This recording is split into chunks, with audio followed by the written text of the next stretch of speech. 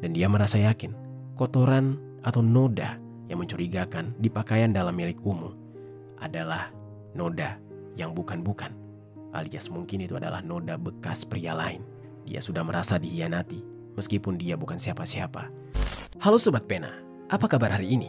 Assalamualaikum warahmatullahi wabarakatuh. Hari ini kita akan kembali membahas kejadian-kejadian mengerikan, kisah nyata yang terjadi di muka bumi ini. Lagi-lagi, akibat cemburu buta, berakhir dengan sebuah peristiwa tragis. Seorang wanita di Kabupaten Sopeng, Sulawesi Selatan pada tahun 2022 berakhir meregang nyawa di tangan mantan suaminya karena merasa kesal. Korban menolak untuk diajak rujuk, sekaligus terbakar api cemburu lantaran korban diketahui menemui pria lain, meski padahal hubungan mereka sudah lama berakhir. Bagaimana cerita selengkapnya dari kasus yang satu ini? Langsung saja kita bahas di Kata Pena.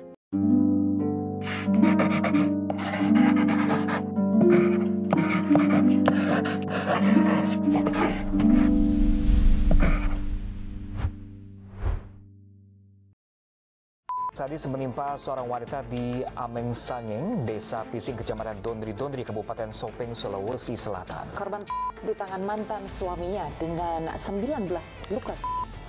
Sebelum kita mulai ke ceritanya, jangan lupa untuk subscribe channel ini dan bagikan video ini ke teman-teman kalian. Cerita ini dibuat berdasarkan berita yang sudah beredar dan diterbitkan oleh beberapa media publik yang aku sajikan dan aku rangkum dalam bentuk alur cerita. Kita mulai ceritanya. Di Kabupaten Sopeng, Sulawesi Selatan, tepatnya di wilayah Ameng Sangeng, Desa Pising, Kecamatan Dondri, hiduplah seorang wanita bernama Umu Kalsum, yang dalam kisah ini, dia dipanggil dengan nama Umu. Pada saat itu Umu sudah menginjak usia 36 tahun. Tidak banyak informasi di media yang menjelaskan secara detail tentang latar belakang pekerjaan dan keseharian dari Umu. Namun dari beberapa informasi dikatakan, Umu dikenal oleh warga setempat sebagai sosok wanita yang ramah, mandiri, dan juga penyayang terhadap anak-anaknya. Di dalam kesehariannya, Umu sering tersenyum kepada siapapun yang dia temui. Di balik senyumnya itu, tersimpan keteguhan hati seorang ibu tunggal yang berusaha kuat demi dua buah hatinya. Di usianya tersebut, Umu pernah menikah dengan seorang pria bernama Marsiding, yang mana pada saat itu usia Marsiding lebih tua 5 tahun dari Umu, yaitu sekitar 41 tahun. Marsiding merupakan warga setempat yang juga berasal dari lingkungan yang sama dengan Umu. Umu sudah melalui berbagai lika-liku kehidupan rumah tangga bersama Marsiding. Akan tetapi, diketahui pada tahun 2020, hubungan mereka kandas. Dari pernikahannya dengan Marsiding, Umu pernah membina rumah tangga selama beberapa tahun hingga dikaruniai 2 orang anak, yaitu seorang putri sulung berinisial KK yang di saat itu sudah berusia 19 tahun dan seorang putra bungsu berinisial MA yang baru saja berumur 8 tahun. Setelah perceraian Umu dan juga Marsiding, Umu memilih untuk tetap tinggal di rumah panggung miliknya bersama kedua anaknya. Rumah itu sederhana, tapi menjadi tempat yang penuh kasih, tempat dia berusaha menciptakan ketenangan bagi keluarganya setelah hubungan rumah tangganya kandas. Sementara itu, Marsiding, mantan suaminya, tinggal di desa Leworeng yang berada di kecamatan yang sama dengan tempat tinggal Umu. Jaraknya tidak terlalu jauh dari rumah Umu, hanya berjarak beberapa ratus meter. Dan tidak diketahui secara detail latar belakang pekerjaan atau keseharian Marsiding. Namun, bagi lingkungan sekitar, Marsiding dikenal sebagai pria pendiam dan bekerja keras. Akan tetapi, di balik sifatnya yang pendiam, ternyata tersimpan sifat emosional yang mudah terbakar cemburu. Meski Marsiding dan Umu sudah resmi bercerai, Marsiding ternyata masih sering datang ke rumah Umu dengan berbagai alasan. Mulai dari menjenguk anak-anak mereka, hingga sekedar mencari kesempatan untuk berbicara dengan mantan istrinya tersebut. Keduanya masih berkomunikasi secara intens, sehingga di dalam hati Marsiding masih menyimpan harapan besar untuk bisa rujuk dan memulai kembali rumah tangga mereka. Namun Umu ternyata sudah tidak ingin lagi kembali ke masa lalu. Umu memilih untuk menata hidupnya sendiri dan fokus membesarkan kedua anaknya. Penolakannya terhadap keinginan Marsiding untuk rujuk membuat hubungan mereka menjadi sedikit canggung. Di satu sisi, Umu ingin menjaga komunikasi yang baik demi anak-anak mereka. Namun di sisi lain, Marsiding merasa tidak rela melihat Umu hidup tanpa dirinya. Singkat cerita, Waktu terus berjalan, sementara hubungan antara Umu dan Marsiding tidak juga menemukan titik damai. Setelah perceraian mereka, interaksi keduanya masih terus berlanjut. Bukan karena kerinduan, melainkan karena keharusan. Marsiding masih sering datang ke rumah Umu, dan lagi-lagi beralasan karena anak-anak kandungnya. Di balik kunjungan itu tersimpan keinginan untuk kembali menjalin hubungan. Umu yang sudah merasa cukup dengan masa lalu, berusaha menjaga jarak, namun tetap bersikap baik demi anak-anaknya. Sayangnya kebaikan itu justru ditafsirkan berbeda oleh Marsiding. Dia menganggap Umu masih memberikan harapan, sementara hati Umu tidak ada lagi ruang untuk Marsiding. Dan seiring berjalannya waktu, penolakan Umu membuat Marsiding kian sulit menerima kenyataan. Marsiding merasa diabaikan, tersisihkan, dan kehilangan kendali atas seseorang yang dulu menjadi bagian dari hidupnya.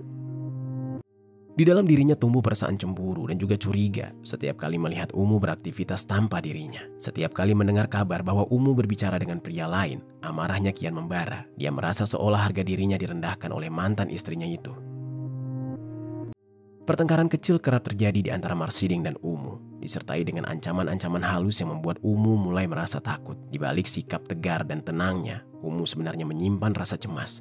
Diam-diam Umu menyadari, di balik diamnya Marsiding ada bara emosi yang sewaktu-waktu bisa saja meledak. Singkat cerita, pada hari Jumat tanggal 24 Juni 2022 setelah waktu sholat maghrib, Umu keluar rumah untuk menemui seseorang. Malam itu sebenarnya berjalan seperti biasa. Namun langkah Umu malam itu rupanya diawasi oleh sepasang mata yang dipenuhi rasa cemburu. Marsiding melihatnya keluar rumah dan segera diliputi kecurigaan. Marsiding kemudian menghubungi Umu dan bertanya kemana dia akan pergi. Dengan tenang, Umu menjawab bahwa dia sedang bersama seorang pria di wilayah Sopeng. Jawaban tersebut menyulut amarah Marsiding. Dia merasa dihianati meski sebenarnya mereka sudah berpisah selama 2 tahun. Umu menganggap dirinya bebas, tetapi di mata Marsiding, perceraian hanyalah kertas, tidak memutuskan rasa memiliki yang masih dia genggam erat. Di sisi lain, Umu merasa takut dirinya diganggu oleh mantan suaminya itu. Hingga akhirnya di malam itu, Umu sempat menghubungi pihak kepolisian untuk meminta perlindungan agar mantan suaminya tidak lagi mengganggunya. Polisi kemudian memanggil Marsiding dan memberikan peringatan agar dia tidak mendekati mantan istrinya, Umu, lagi. Meskipun Marsiding mengangguk di depan petugas, menandakan dia mengiyakan larangan tersebut, namun Marsiding pulang dengan hati membara. Dia merasa dipermalukan. Di dalam pikirannya, Umu bukan hanya menolak cintanya, tapi juga membuat dia merasa direndahkan di hadapan orang lain. Sesampainya dia di rumah, amarahnya tidak kunjung reda. Dia duduk lama di dalam diam, menatap kosong ke arah dinding rumah, dan dalam batinnya, suara-suara cemburu serta penghinaan terus bergaung. Hingga akhirnya, sekitar tengah malam, dia memutuskan untuk mendatangi rumah Umu lagi, melanggar semua janjinya di hadapan polisi. Sesampainya dia di depan rumah Umu, amarah Marsiding tidak bisa reda. Dia duduk lama di dalam diam, menatap kosong ke arah dinding rumah tersebut. Di dalam batinnya, suara-suara cemburu dan penghinaan terus bergaung. Hingga tak lama kemudian, rumah panggung milik Umu tampak sangat sunyi. Lampu teras masih menyala redup, tapi Umu belum juga pulang. Hanya ada kedua anaknya di dalam, dan Marsiding menyapa kedua anaknya dengan lembut, yang mana keduanya sedang bersiap untuk tidur. Lalu Marsiding kemudian berjalan ke arah belakang, ke tempat cucian. Di sana dia menemukan sehelai pakaian dalam dengan noda yang mencurigakan. Pikiran Marsiding langsung dipenuhi prasangka buruk. Di dalam gelap malam itu, dia merasa cemburu, dan dia merasa yakin kotoran atau noda yang mencurigakan di pakaian dalam milik Umu adalah noda yang bukan-bukan, alias mungkin itu adalah noda bekas pria lain. Dia sudah merasa dihianati meskipun dia bukan siapa-siapa. Dengan nada yang membara, dia kembali ke rumahnya yang ada di Leworeng, mengambil sebilah badik, benda tajam yang selama ini dia simpan. Di dalam hatinya dia sudah mengambil keputusan yang akan benar-benar merubah semuanya. Dia ingin mengambil nyawa dari mantan istrinya. Di saat itu, sekitar pukul 12 malam, pada hari Rabu tanggal 25 Juni 2022, Marsiding kembali ke rumah Umu. Rumah itu sepi, dari luar hanya terdengar suara jangkrik dan desiran angin. Dengan perlahan dia memanjat tangga rumah panggung tersebut dan membuka jendelanya. Di sanalah dia melihat ternyata Umu sudah pulang, yang sedang tengah tertidur bersama kedua anaknya di bawah kelambu.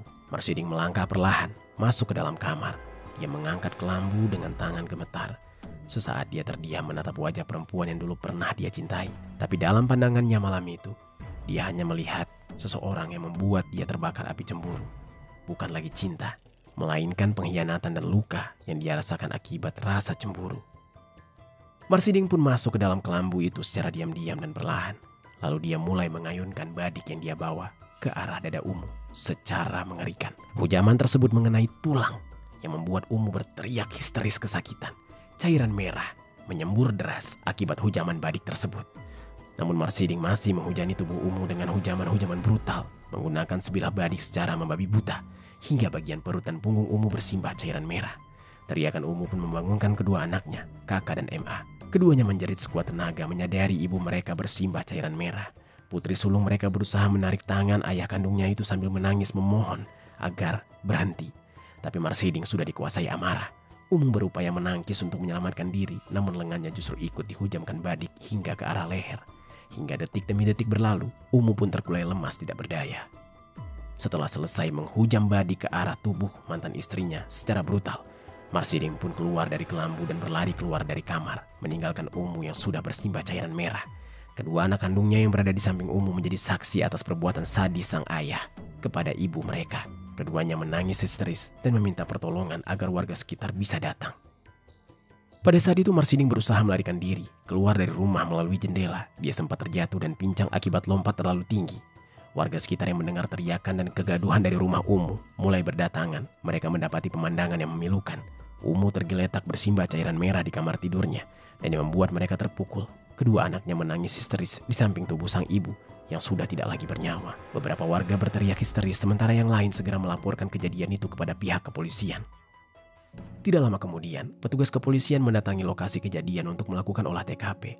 Mereka mengamankan sejumlah barang bukti, termasuk bekas percikan cairan merah di sekitar ruangan dan pakaian korban yang robek. Pihak kepolisian kemudian membawa jasad Umu ke puskesmas Tajuncu untuk kemudian dilakukan otopsi. Berdasarkan hasil pemeriksaan medis, ditemukan 19 luka dan benda tajam di seluruh tubuh korban, mulai dari bagian dada, perut, punggung, leher, hingga lengan kiri.